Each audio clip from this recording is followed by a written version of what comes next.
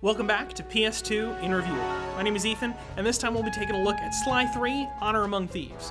Developed by Sucker Punch Productions and released for the PlayStation 2 in North America on September the 26th, 2005, in Australia on November the 17th, and in Europe on November the 18th. It concludes the original Sly trilogy and received positive reviews upon release. But how has the Cooper Gang's final adventure held up over the years? Do they go out with a bang or with a whimper? Let's find out together on this episode of PS2 in Review. Before we get started, this video wouldn't be possible without TV production classes at Jefferson College. These courses are part of the college's new Digital Communications degree program. Students have the opportunity to learn the basics of video production, including videography and editing.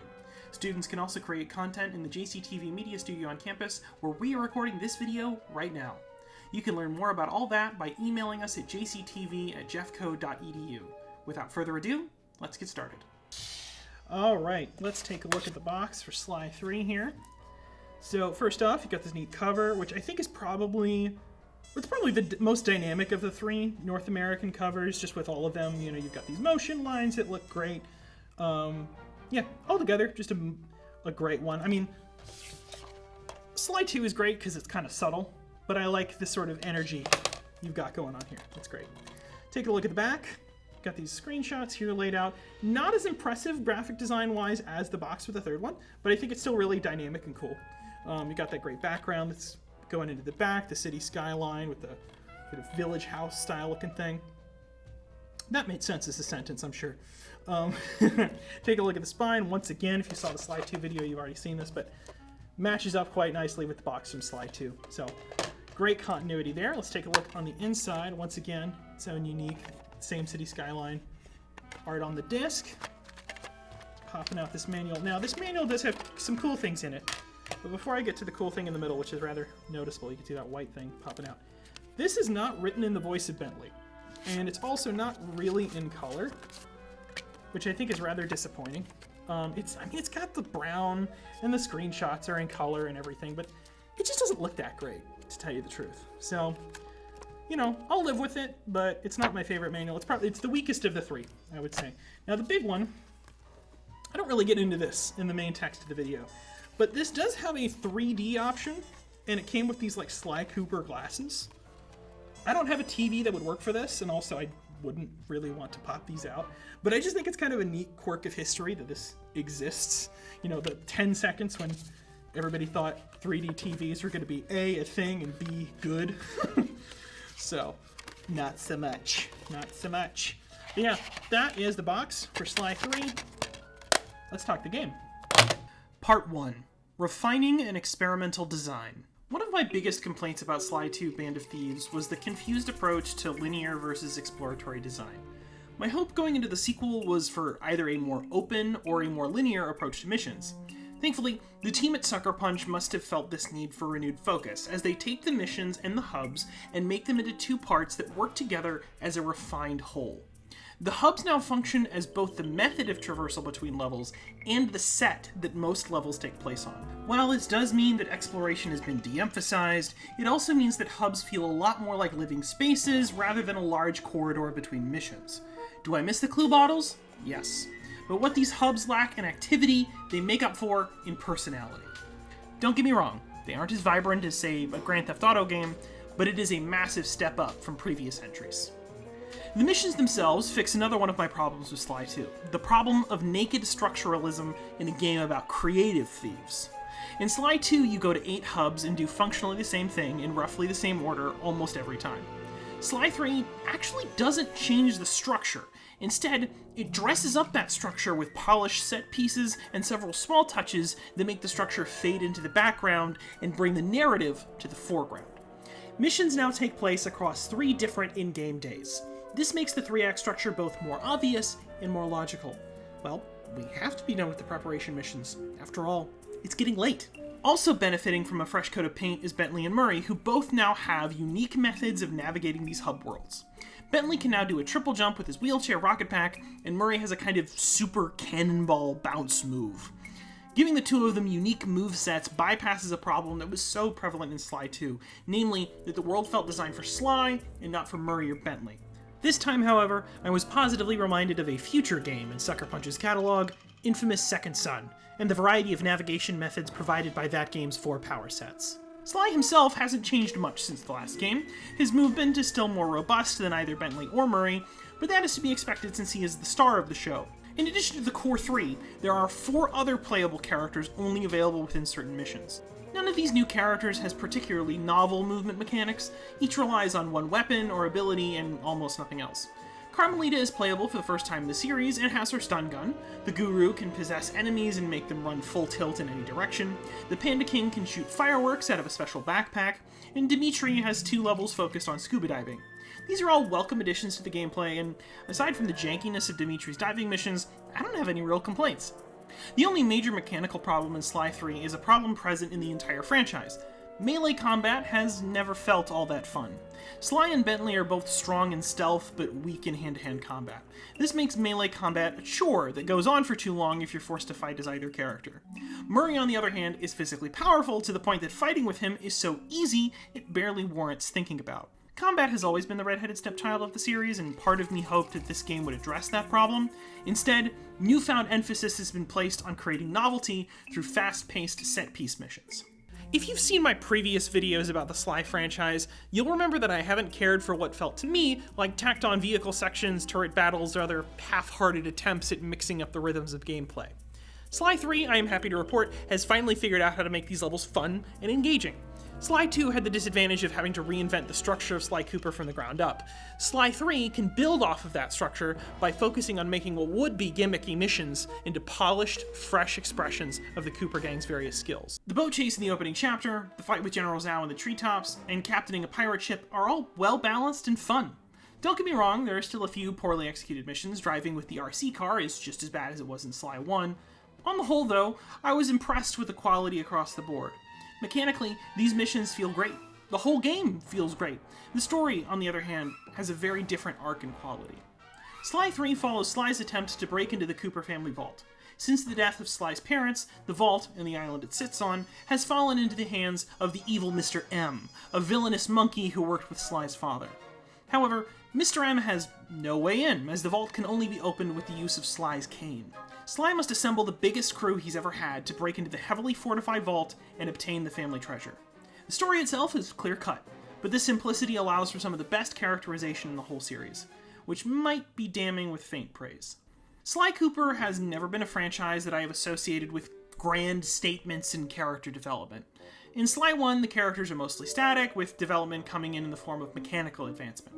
Sly learns about his past and skills from his ancestors as the player finishes levels and gets new pages of the Thievius Raccoonus. Sly 2 tried to focus more on narrative development over mechanical development. Sly had, after all, learned everything there was to know about being a thief. What narrative development for the Core 3 remained was largely sparse and unremarkable. Bentley's injury and Murray's resulting guilt notwithstanding, the narrative failed to rise to the level of the mechanical depth found in Sly 1. Sly 3 isn't exactly Shakespeare, but it does give all 3 of its leads recognizable arcs, and as a video game made in 2005, I will take it. Sly, for his part, learns, albeit abruptly, that he cares more about a potential relationship with Carmelita than he does his family treasure.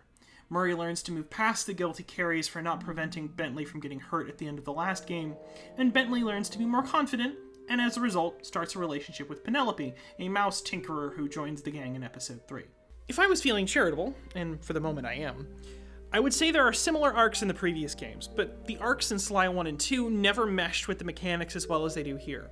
Because the mechanical objective of most episodes is to recruit a new member to the gang, most of the narrative energy becomes about that person. This blend makes both the mechanics and the characterization feel much greater than the sum of their parts. I should emphasize that the uptick in quality characterization is really only true for the protagonists, and not even all of them. The villains in particular suffer from a lack of screen time. In a change from Sly 2, the focus for each episode is no longer the antagonist, but the new recruit. This shift in focus means their characterization has gotten comparatively sparse and leads to most villains feeling forgettable. The exception to this rule was, for me, the pirate Lafouille, who is voiced by David Scully, giving a hilarious performance. You're now promoted to Captain of the Guard. Thank you, sir. Double the patrols and keep an eye out. There's the storm blowing in. I'll be just inside torturing the prisoners. Call out if you need help. This is the exception that proves the rule, however. Most villains are beset with weak characterization, emblematic of Sly 1 villains, if anything. Poor character development is merely the symptom of a greater writing problem that pervades Sly 3 from almost the beginning of the game. Part 2. Racist stereotypes as a writing shortcut. Okay, hold your horses. I'm not here to rewrite history or say anything any reasonably educated critic couldn't have said at the time of the game's release. 2005 was only 20 years ago. And it's not like no one knew what a racist stereotype looked like back then. I'm not here to speculate as to why no one, in the reviews that I've read at least, pointed these things out at the time. I wasn't too up to date on gaming journalism in 2005. I was 5 years old. I will simply say that I think criticism has moved forward considerably since then, and your average critic is much more aware of negative racial stereotypes than they used to be. All that being said, let me be specific about the two major examples of racism that are present in Sly 3, and then we'll break them down. Firstly, the noble savage trope present in the Guru, and within that, the Guru's own lack of voice. Secondly, the Panda King, Zhao, and the forced marriage of Jin King. Really, the entire Panda King chapter is full of racism. Before we meet the Guru, we hear of him through Murray. Apparently, Murray went on a journey of self-discovery between games and met an Aboriginal man, or koala, I guess, calling himself the Guru, who taught him the ways of non-violence. As a result of this quest, Murray, who is coated white, appears in face paint and headdress, a bone necklace, and carrying a wooden staff. Aside from the obvious cultural appropriation going on here, which is bad enough, the Guru himself never once speaks in any kind of language. Instead, he is reduced to a Groot-type figure. He speaks in gibberish, but the other characters in the story understand what he is saying just fine. You must be the Guru. I'm a good friend of Murray's. He's come asking to be released from his training. Sure, I'll just bust you out of here and we'll go talk to him. The Guru is the only example of his people we meet in the game. So, the only example of an Aboriginal person is not just given no voice, his language is literally gibberish. According to the Sly Cooper wiki, though, the Guru speaks Diksha, which is not a language, but a spiritual term meaning initiation in Sanskrit. Various kinds of Diksha have significance across several different religions, and if you would like to know more, I've left some links down below. So what we are left with is a cartoon koala that speaks gibberish as the representation of a native people. This is clearly an example of racial stereotype, but from what I can see, it has more to do with racist tropes about Native Americans than racist tropes about Aboriginal people. Specifically, the noble savage trope, where native characters are portrayed as wise but primitive spiritual guides to usually white foreigners. The Guru himself fits this profile quite well. He is Murray's spirit guide, of course, but he also helps the Cooper gang, foreigners to his land, fight a magical threat in the form of a magical and evil mask. And of course, he speaks in gibberish. On its own, the Guru character is a lazy, racist caricature, but the Guru does not exist bereft of context.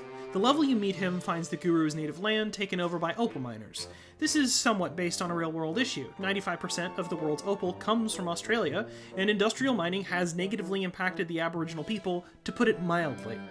The opal miners are villains doing colonialism against the Guru and his people. As the Guru, you destroy their drills, and the whole gang works to bring down their mining operation. This is an unambiguously positive message. Stealing native land is bad. Mining, which destroys said land, is also bad. When placed in context alongside the racist stereotype of the Guru, this tells me that his portrayal is likely a product of ignorance, not hate. This does not excuse the depiction, far from it. However, the Guru isn't even the worst example of racist caricature in the game.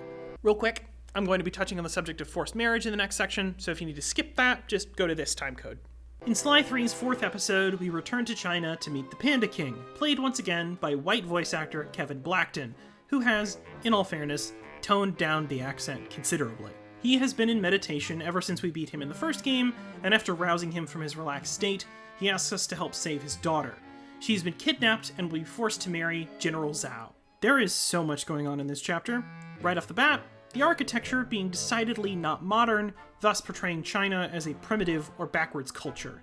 This is different from, say, Venice in the game's first episode, because while most settings in Sly 3 rely on a superficial, at best, knowledge of the real-world counterpart, the Panda King's levels are not presented in such a way that resembles modern-day China. In the China levels, there are candle-lit lamps and rickshaws. In Venice, they have electric, or at least gas, street lamps, and a modern police station. The The Venice hub also loosely resembles the actual place, while I don't think any Chinese city or small town has looked like this for a good long time. The architecture, though, is just the start. The prime example of the game's use of racist tropes is the chapter's antagonist, General Zhao. First of all, let's just get it out of the way. We can all see it. General Zhao is a chicken. General Zhao's chicken. While he is played by an Asian actor, a step up from the Panda King, the character still checks a lot of stereotypical boxes. The Fu Manchu beard would be bad enough, but his plan to force a young girl to marry him adds a very uncomfortable sexual element to this character. An element the game does not let go unremarked upon. Sly says he's faced a lot of bad guys, but that Zhao is the worst. I suppose that I am glad the game is against forced marriage, but I have to wonder, what in the world is this subject doing in a game made ostensibly for children? I don't care to bring up the kids game moniker much. I think it's a term often used to dismiss valid criticism. Here, though, the topic in question is so tonally out of place with the rest of the game. In just a few hours, I'll be sailing the high seas on a pirate ship, battling an evil parrot named Lafui, for God's sake. Why on earth is this subject or any of the racist stereotypes in this game? No, really, why are they in this game? In this writer's opinion, because it's easy. Because development time is short, and it's a lot easier to write a cliché than it is a character. This does work for some of the villains. The evil Italian opera singer and the evil pirate captain are, for our purposes, utterly apolitical caricatures. But when the caricatures you make are based on racialized tropes, then you create something like the Guru or General Zhao. Racism born of a short schedule is still racism, and unfortunately, 2 of Sly 3 Honor Among Thieves' chapters are filled to the brim with it. Part 3. Concluding the trilogy. You might think that a story so keen to take shortcuts to get to the point would have a really quick and unsatisfying finale. This is mostly not true. When our story started, Sly was about to die. The rest of the game was framed as a flashback, Sly's life flashing before his eyes. When we catch up to him, he is freed at the last moment by Carmelita, who, along with every other member of the Cooper gang, minus the Panda King, have a moment to shine in the final few missions. I really like this part. It makes the final heist feel like a group effort in a way that is also mechanically satisfying. The descent into the Cooper family vault, on the other hand, is much more of a mixed bag. Sly has some challenging enough platforming with some tidbits about his family history sprinkled in. Murray has a rather simple fight that requires little to no thought on the player's part to survive, and Bentley has what can be charitably described as a puzzle and accurately described as a combat challenge for a character who is never meant to fight. Earlier in the game, Bentley gains possession of a gadget called the Grapple Cam, used to solve stealth levels without the help of Sly. It has a grappling hook that allows it to move around and a self-destruct feature that can be used to incapacitate guards. This feature is a little finicky though, so it's really better to use Bentley's regular bombs after knocking out a guard with a sleep dart. This final challenge requires you to, from behind blind cover, place the grapple cam, navigate the grapple cam to between 3 guards who are all actively shooting at you, trigger the self-destruct, then hope you did it right, because if you did, you need to already be running, and if you didn't, you're going to be shot with hit-scan lasers. Also, guards you blow up will be replaced by an infinitely respawning number of available replacements, so you had better do it right the first time, or your run across the room will be a short one. I hated this section. It made me angrier than anything in the franchise since the car races in the first game. This section isn't hard. It isn't challenging.